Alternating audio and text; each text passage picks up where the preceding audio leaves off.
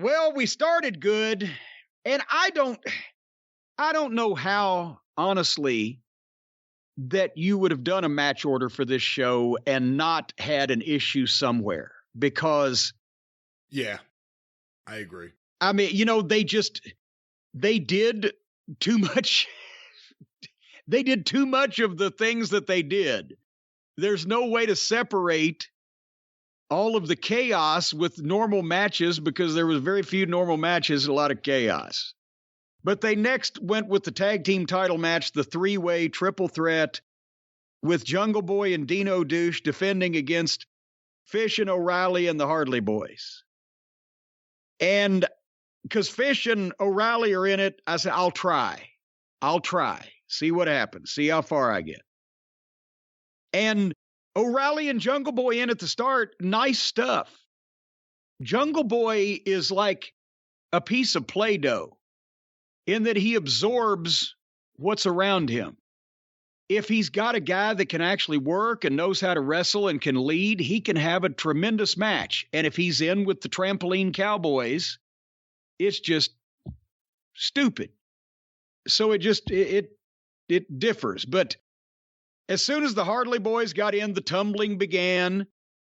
I've got to say, I didn't like this match at all, and you can imagine why, because it was a three-way with the gymnastics. But did somebody have a talk with Dino Douche? He actually looked in this match like he knew what he was doing.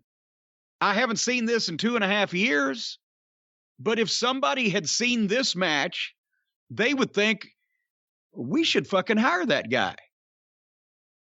It just, I guess sooner or later a blind squirrel finds a nut, but the main part of the match, dives, no tags, 4 and 6 ways. The corpse referee is the ref. So, and if you notice now, everybody, even the people who ought to know what they're doing, have started doing this deal where when one guy tags in, he'll immediately turn around and tag another guy on the apron. Like that is a thing that has ever been done, and it makes a double team legal where now you can both get in. Have you noticed that? Yeah, I've noticed that for a while. It's not a new thing. How do they start making this shit up? Are you allowed to do that in basketball? Can you just make shots from, outside the out of bounds line and behind the backboard and just come up with new rules on the fly? No, but I think that's going to be the next big thing in basketball. Kind of a control your narrative kind of situation where the star players just make up their own rules mid-game. Get their own referees. Maybe it could be Rick Knox. Well, for a guy in his mid-60s, he's got cardio, I'll tell you. Because, I know he doesn't do anything. He's not working, but he's in the rings walking around in circles for this whole fucking match. Of course, we had the Hardleys and O'Reilly and Fish arguing with each other about teaming up against Jungle Boy and Dino. But they, obviously each one wants to come out on top, but blah, blah, blah. There's no rhyme. There's no reason or flow. Sometimes they tag, sometimes they don't. Everybody just did shit to each other over and over. I don't know what the fuck is happening, and this won't end. That's a quote from my notes. I said, now half the guys in the match have disappeared. Now they all come back in one at a time to do spots and roll out again. Now everything comes to a halt. Lots of false finishes. Loud noises. Did you see the part? I'm going to try to describe this for everybody. The Hardy Boys went to double vertical suplex Jungle Boy. They've got him hooked and they pick him up. But there's Kyle O'Reilly walking toward him, so they toss Jungle Boy upside down. They hand him to Kyle O'Reilly, who's now holding him in like a position you'd have somebody for a tombstone. And then the Hardy Boys super kick both of O'Reilly's legs so that he drops Jungle Boy in an inadvertent tombstone pile driver. Did you catch that? Come on, you know how proud those guys were of themselves when they came up with that? Well, that's when I said, fuck it. And I fast forwarded. Thank God it was only about 2 or 3 minutes. Jungle Boy and Dino hit a finish on one of the Hardy Boys. 1, 2, 3. Thank God. I grown adults accept that kind of shit as a wrestling match. I'm still stunned and amazed. Any thoughts before we move along? I didn't like it. I don't like these kind of matches. I'm happy they didn't start the show with it, which would have been my fear and maybe Jericho's fear. Maybe he was smart enough to go to Tony and say, no way. Look, I just don't like it. And I think in terms of the style of matches, in terms of the layout, the Young Bucks have a specific, defined style of matches. I'm sorry to all the Young Bucks supporters out there who think they are this amazing freeform team that can work any style. No, they work one style. And if you're into that, they're probably really good at it. But for me, it seems like soft wrestling for soft fans. I like Kingston Jericho. I like Punk MJF. I don't even want to go to my kids' gymnastic shows anymore. I've seen all the routines. I've seen all the flips. There's going to be nothing new.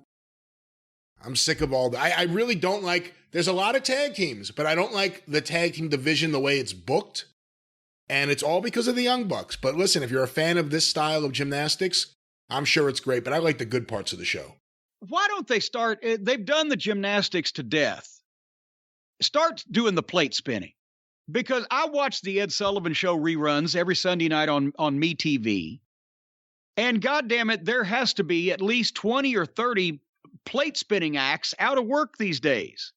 Well, they're dead now. Ed Sullivan went off the air 50 years ago. Well, some of them look kind of perky. For what year were you on? I'm about to say 1971, but it was probably before then. I saw a plate spinner the other night from the late 60s. It couldn't have been more than 25, so he'd only be 75 now. That's a talent. It's like riding a bicycle. You never forget. Once you learn how to fall off a bicycle, you never forget. So they could have the plate spinning, and then people could be oohing and eyeing whether the plate was going to wobble and fall off the thing. And it actually,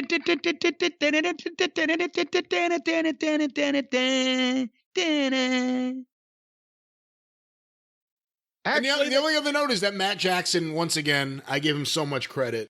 Despite whatever adversity he has gone through in life, he kicks out of everything. Doesn't matter. Throw him through a fucking building. He'll kick right out of it. It's so stupid. They're so stupid. Their matches are stupid. I hate their stupid part of the show. Stupid. That's a word we could use to describe. You know, can I say one last thing? Yes, you can. Now that I've pissed you off. It's just remarkable when I watch these fucking awful wrestlers. It's remarkable that I still have my hair. And I thank God that I have kept my hair. And of course, Jim, the listeners out there can keep their hair as well. Well, you know, we all have a problem with that, jerking our hair out.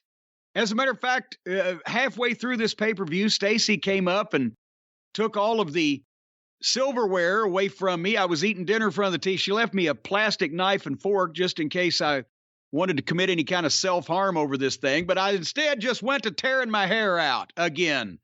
Folks, if you're losing your hair without tearing it out, well, that's nothing unusual because 2 out of 3 men will experience some form of hair loss by the time they're 35 years old. I understand that goes up to 9 out of 10 men once you get past 80 are going to experience some form of hair loss. You need to get started early, folks. More than 50 million men in the United States alone suffer from male pattern baldness, and hundreds of millions more around the world. And as you can see from some foreign countries, many people do not have hair on their ass either. But the folks at Keeps have more 5-star reviews than any of their competitors and offer generic versions of the only 2 FDA-approved medications that can prevent hair loss. But you got to start early, folks. You want to keep what you've got because these treatments, they can take a couple of months to take effect, so you got to start now. And that's why we're going to help you out save some money, because Keeps offers convenient virtual doctor consultations. That means over the internet. You don't have to go in person. They'll deliver the medicine straight to your door every 3 months. You don't have to leave the house. They've got a 24/7 care and support team of expert medical advisors, prescribers, and care specialists to support you in making your hair goals a reality. Brian, I know you're a man that's had hair goals all of your life, but the folks at Keeps are the first people who've had a 24/7 care and support team just to support your hair goals. That sounds like exactly what I need. A 24/7 care team for my hair? Sign me up. That's right, and treatments start at just $10 a month because Keeps offers those generic versions. They're not trying to gouge you. They're trying to make you a wolf man, a werewolf come to life with hair from every pore of your body. No, just from your head. Coming out of your cheeks, your forehead, the backs of your knuckles. This is not a John Landis film. You will have hair on your head. You will keep the hair on your head. You will not have hair on the rest of your body growing.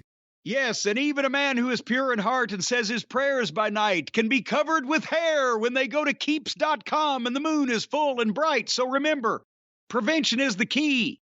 When it comes to your hair, save more, spend less if you're ready to take action and prevent hair loss. Go to Keeps.com, Keeps, Keeps.com/JCE to get your first month of treatment for free. Keeps.com/JCE, the first month free. How do we do it? I don't know.